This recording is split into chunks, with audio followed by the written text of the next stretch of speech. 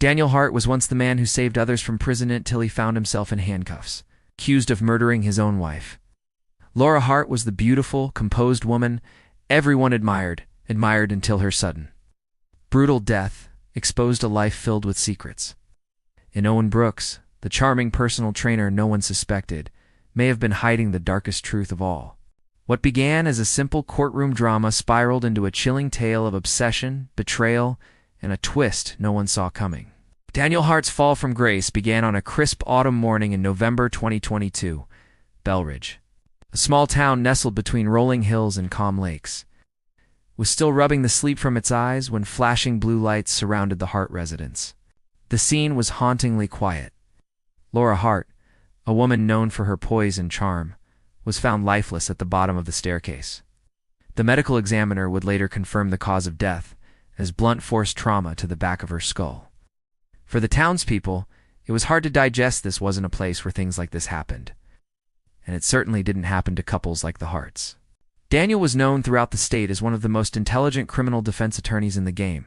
His courtroom reputation was built on razor-sharp logic and an uncanny ability to dismantle witness credibility. He had defended everyone from petty thieves to white-collar criminals, and had only lost a handful of cases in 2 decades. He lived in a beautiful lake house with his wife, drove a modest car, and rarely gave interviews. To the outside world, he was both powerful and private. But when the call came in reporting a domestic incident at his home, suspicions spread like wildfire. It didn't help that Daniel was the one who dialed 911. He sounded calm. Calm.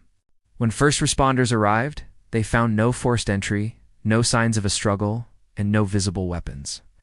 Laura's body was limp, blood pooling beneath her head. Daniel, wearing a gray sweater and loose jeans, was waiting for them in the living room. His face was unreadable. He claimed he found her like that after returning from an early morning jog, but detectives found inconsistencies in his timeline. The next 48 hours were chaotic. The police dug into phone records, pulled surveillance footage from neighborhood cameras, and questioned neighbors who reluctantly shared their memories of loud arguments coming from the Hart household over the past few weeks. Laura had reportedly been unhappy. Some suggested she was planning to leave Daniel. No one knew the full story, but the fragments were enough to cast shadows. By the end of the week, Daniel Hart was arrested and charged with second-degree murder. He didn't resist. He didn't speak. In the blink of an eye, the town's most celebrated lawyer had become its most infamous defendant. The arrest shook the local legal community. Courtroom staff who once admired him now whispered behind closed doors. Prosecutors who had once feared going head-to-head with him were now preparing to take him down. As the case gained attention, media vans lined up outside the courthouse. Reporters framed it as poetic justice. The lawyer who defended killers now stands accused of killing. It was the kind of story that gripped the nation. Yet beneath the headlines and speculation, something didn't sit right. Too much was unclear. Too many loose ends dangled in silence. And as the trial date crept closer, a feeling grew quietly behind the courtroom walls. Something bigger was hiding beneath the surface. The courtroom buzzed with quiet tension as the trial of Daniel Hart began. Every seat was filled. Reporters scribbled notes furiously. And the prosecution wasted no time painting Daniel as a cold, calculating man who snapped when control slipped from his grasp. Their case leaned heavily on circumstantial evidence, financial records showing Daniel stood to inherit millions from Laura's life insurance. The lack of forced entry, suggesting someone she knew had done it, and the neighbor's testimony about the couple's increasing arguments. It all painted a grim picture, one that made Daniel look guilty in the public eye. But the defense held its ground and emphasized that suspicion alone wasn't proof. Daniel's silence remained their biggest hurdle. He had refused to take the stand, letting his legal team fight the battle for him. His stone-cold demeanor only deepened the mystery surrounding his innocence or guilt. Then came an unexpected turn on the 10th day of trial. The prosecution called a new witness to the stand, a young woman named Madison King. She appeared nervous, eyes darting across the room as she introduced herself as Laura's personal assistant. The courtroom murmured. Until that moment, no one had even heard of Madison. Madison testified that she had worked for Laura quietly over the past 6 months. According to her, Laura had grown increasingly paranoid in the weeks leading up to her death. She had confided that someone was watching her, tracking her movements, and even possibly entering the house without her knowing. Madison's appearance shattered the previously clean narrative of marital conflict leading to murder. She claimed Laura never feared Daniel. In fact, she was trying to protect him from the storm she believed was coming. She then revealed a piece of evidence that silenced the rumor-printed email Laura had shown her. It was from an anonymous sender, demanding money in exchange for keeping certain secrets private. The email hinted at surveillance and mentioned private details only someone close to Laura could have known. Madison testified that Laura had become obsessed with finding the source. Digital forensics followed shortly after. Investigators were able to trace the IP address of the email to an account registered under a fake name but linked to a gym owned by Owen Brooks, Laura's personal trainer. Owen's name dropped like a bomb in the courtroom. No prior evidence had mentioned him. The prosecution scrambled, and the defense seized the moment. A new theory was emerging, one that involved stalking, obsession, and a third party who had slipped under the radar. Judge and jury alike were visibly shaken. This wasn't the open and shut case it once appeared to be. For the first time, Daniel's defense gained real traction. What had seemed so clear was now clouded with new players, secret messages, and the unsettling idea that the killer may have been someone no one had thought to suspect. The trial was no longer just about Daniel Hart. It was about finding out who really wanted Laura dead and why. The revelation of Owen Brooks' name changed the entire course of the trial. Up until that moment, the focus had been entirely on Daniel Hart, but now attention shifted sharply toward the personal trainer with a secret connection to the victim. The defense immediately requested a delay in proceedings to allow investigators to follow up on the new lead. The judge reluctantly agreed, and the court was recessed for 72 hours. Behind the scenes, law enforcement moved quickly to investigate Owen Brooks' background, searching for anything that could connect him to Laura's death. Owen had been Laura's personal trainer for almost a year. On the surface, he appeared harmless, a fitness instructor, with a spotless record and a long list of satisfied clients. But as detectives dug deeper, cracks began to form. He had changed his number multiple times in the past 6 months and used a virtual private network when sending emails. Most notably, his home internet account was linked to the IP address that sent the anonymous blackmail messages to Laura. Investigators executed a warrant on Owen's home and gym. What they found was disturbing. Hidden among his files was a folder named Project Fit. Inside were dozens of covert photos of Laura Sohm taken at the gym, some in public spaces, and some from angles that could only have been captured inside her home. Most alarming evidence, however, is uncovered in his cloud storage, a collection of audio recordings, captured by a hidden device placed somewhere within the Hart household. The discovery raised even more questions. How had Owen managed to plant such a device in the home of a high-profile lawyer? One particular audio file stood out. It was dated just 4 days before Laura's death, and featured a heated argument between her and an unidentified man. While the voice wasn't immediately clear, forensic analysis was fast-tracked. The audio was processed and compared to known voice samples of Owen Brooks. The match was conclusive. The man in the recording was Owen. Armed with this evidence, police moved swiftly. Owen Brooks was arrested and taken into custody for questioning. He denied everything, calling the evidence fabricated, but his explanations fell flat. Forensic experts testified that the audio was authentic and untouched. Meanwhile, digital timestamps proved that Owen had accessed Laura's home, Wi-Fi network several times in the weeks before her death on days when Daniel was out of town. The courtroom atmosphere changed dramatically. Whispers spread through the gallery. Was Daniel Hart an innocent man caught in a tragic web of obsession and manipulation? Had Laura been trying to protect herself from a stalker all along? And more disturbingly, had Owen intended to kill Laura, framing Daniel as the perfect suspect? The prosecution scrambled to adjust their strategy, now faced with the possibility that their entire narrative was wrong.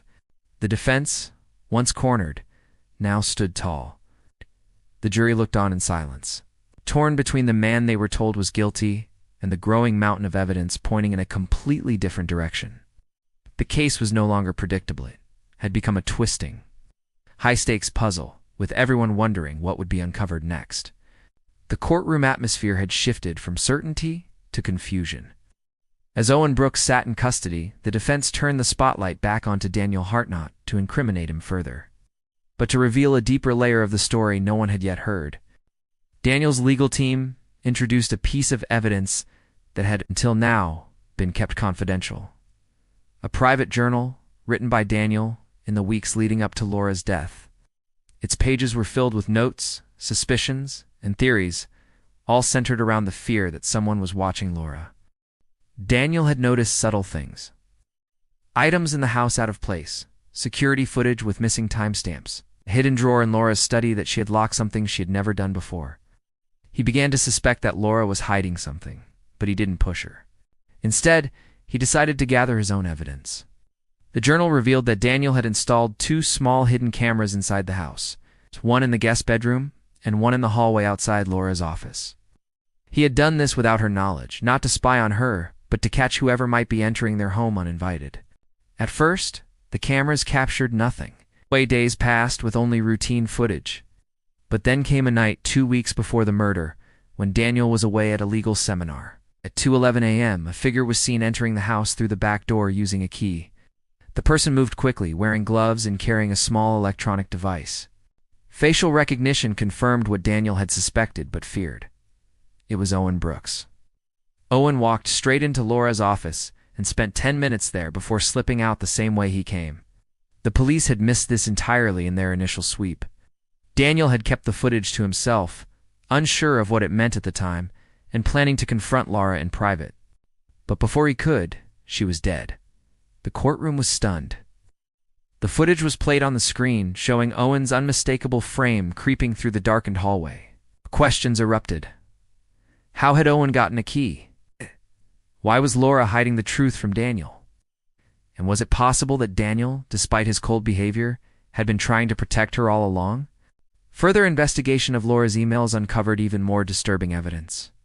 She had hired Madison not as a standard assistant, but for a very specific purpose. Madison had been tasked with documenting suspicious activity around the home. Laura had been deeply afraid, even considering relocating temporarily. In one deleted message, which was recovered from a secure server, Laura wrote that she believed someone was trying to drive a wedge between her and Daniel, possibly to isolate her. The idea that Laura was trying to protect both herself and Daniel painted the entire case in a new light.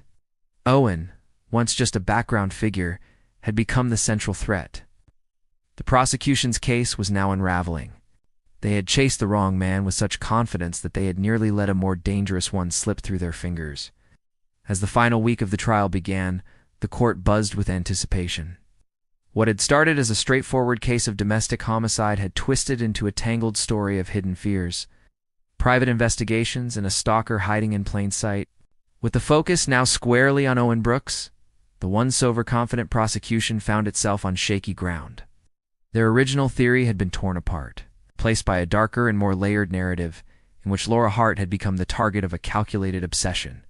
Owen's trial was scheduled separately, but for now, the jury in Daniel's case had to decide whether he was guilty beyond a reasonable doubt.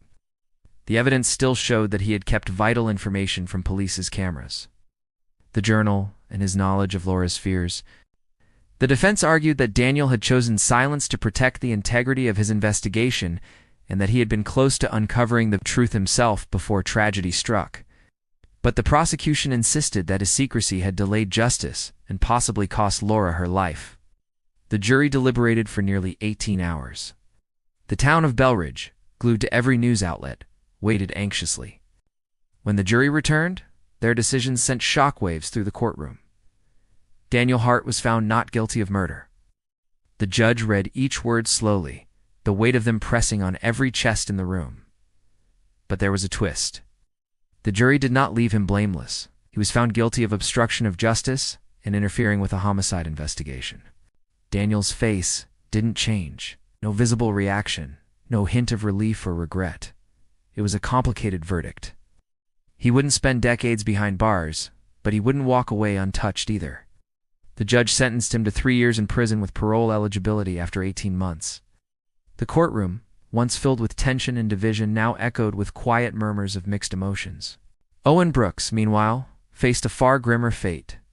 With mounting digital evidence, the testimonies of Madison and cyber-forensic experts, and the surveillance footage from Daniel's hidden cameras, prosecutors filed charges of second-degree murder, unlawful surveillance, and aggravated stalking. His trial would begin within the year, but already the media labeled him the shadow in the hallway. As Daniel was led away in handcuffs not as a murderer, but as a man who withheld truth, the public was left questioning everything they thought they understood. He had tried to protect his wife in his own way, but in doing so may have helped seal her fate. Laura's death remained a tragedy marked by secrets, missteps, and missed warnings. The trial became a cautionary tale in legal circles and a point of heated discussion in classrooms and courtrooms alike.